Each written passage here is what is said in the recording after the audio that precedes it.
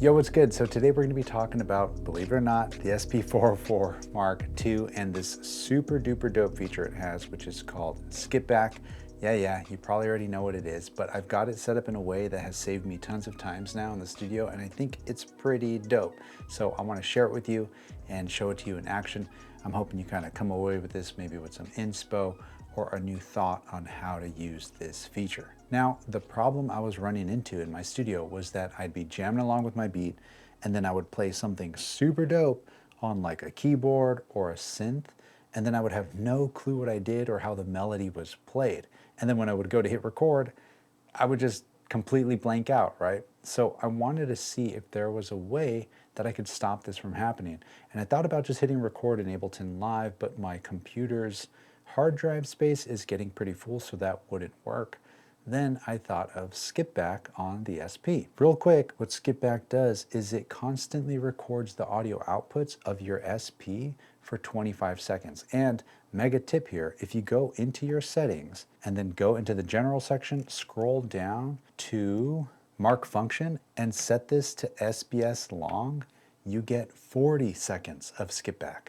So do that now. So with the feature in mind, I needed a way to route it all so that it worked as my mind wanted to. And this was pretty simple, but I made a couple mistakes at first. Now, I'm using the RME UCX Mark II, which uses Total Mix to control its internal routings, but I know you can set this up similarly in most audio interface editors like Focusrite Control or Audio Fuse Control by Arturia, or it's called something like that, I can't remember. Or you can even do this manually on a mixer with some like sub out alt 3-4 outputs on like those Mackie mixers. The goal here was to route all of my synths into the SP404 first, then have that audio of the SP404 Mark II go into the Digitac 2. Reason being is because this is where I make 90% of my music. It's where it all ends up, loops and everything. And this part was confusing at first because initially I thought I wanted all my synths to go into the SP404 and the Digitac at the same time. But this became a pain because I was constantly having to make sure I wasn't double monitoring a synth through the SP and that same synth going into the Digitac at the same time, causing these weird like phasing and volume changes. So instead, I opted for simplicity.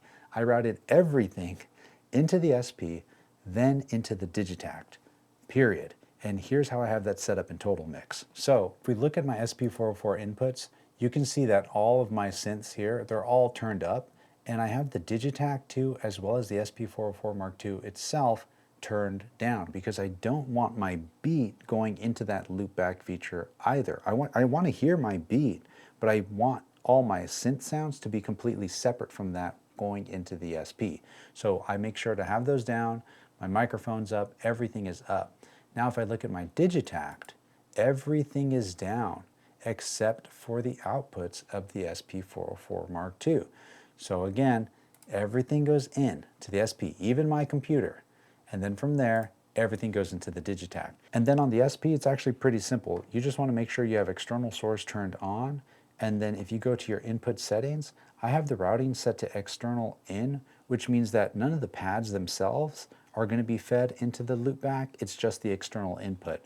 But that's not really going to be a problem because you're not really playing the pads on here, at least not yet. Level set to 100, just got to worry about some gain staging stuff. And then another thing is under utilities, if you go to your external effects in the other tab, right, all the way at the end, I just have my input effects set to bypass. Oh, and real quick, if you're finding the video helpful, I'd greatly appreciate that like or subscribe. Or if you want to support the channel, I do sell some synth merch at this link here, but you kicking it is more than enough. Anyway, let's get back to it. And with everything being routed this way, it actually opened up some new avenues of creativity, like affecting the sound before it goes into the Digitac. So in this same menu here, you can choose a new effect for whatever,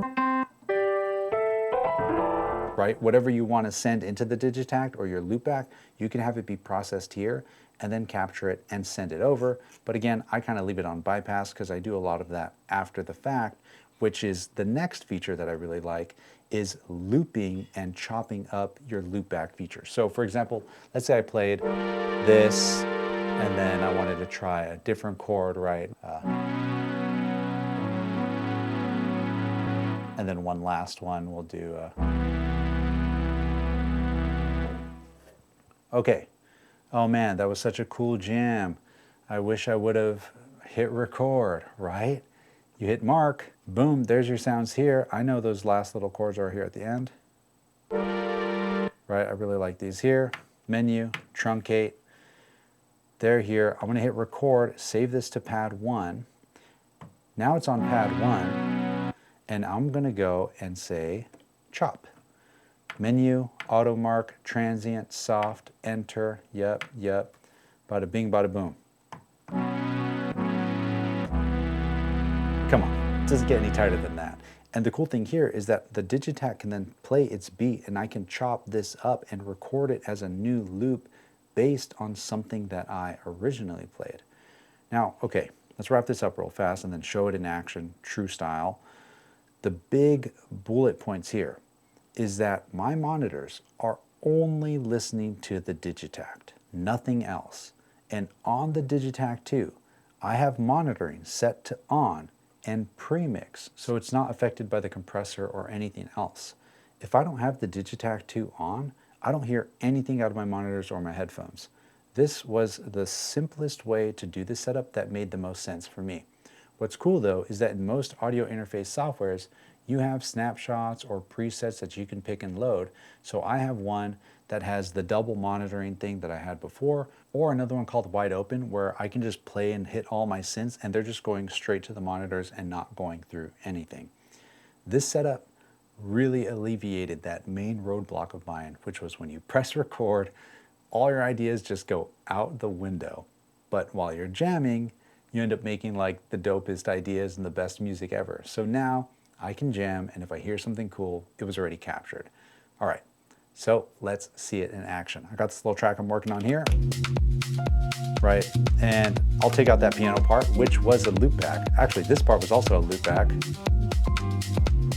But we're here. I'm gonna get out of this section here.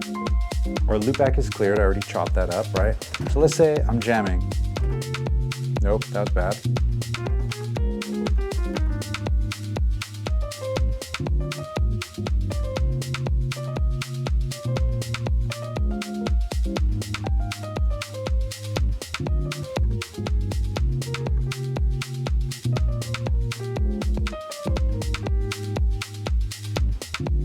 Okay, this is the perfect example.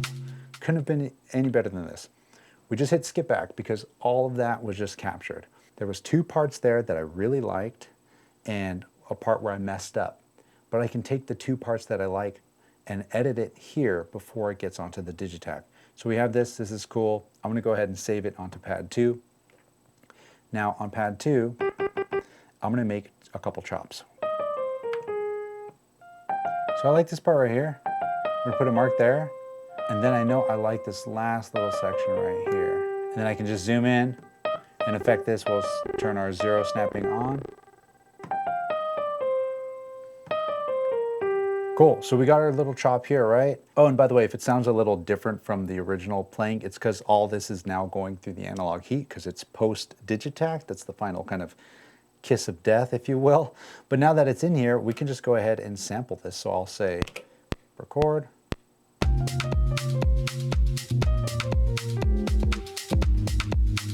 And bam, it's in here, in it to win it, right? So let's go to track 16. Now that it's here, we can just put it there at the beginning of the step. Say, hey, hold this down for, I don't know, as long as you want, 64.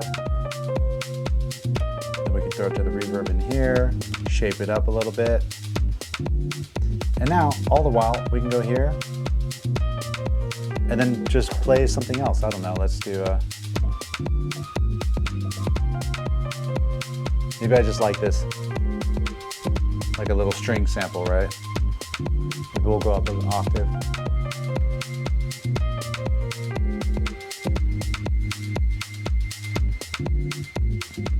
And same thing, it's here. You hit mark. Now, this one, we don't need to chop up. We can just play it and sample it straight from the mark menu. We can use our start point here. Yeah, I like that. We'll go here, clear this, just hit record now. Sweet, we grab that, and we're gonna go ahead and save this. We'll call it record 21. All right, I put it on track 8, same thing. Put it here at the beginning, hold it down for 32 steps.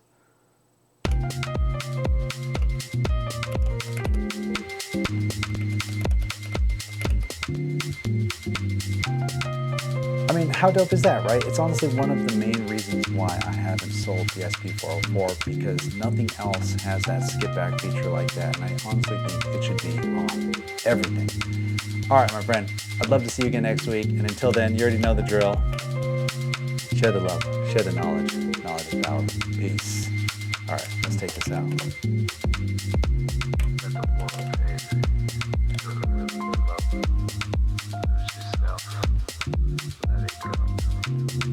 Don't hold back. Freedom's the goal. Let it go. Care for yourself.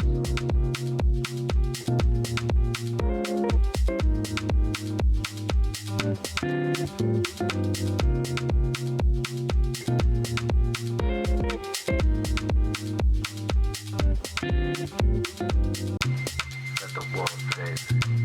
Feel the rhythm flow. Lose yourself. Let it go. Don't hold back.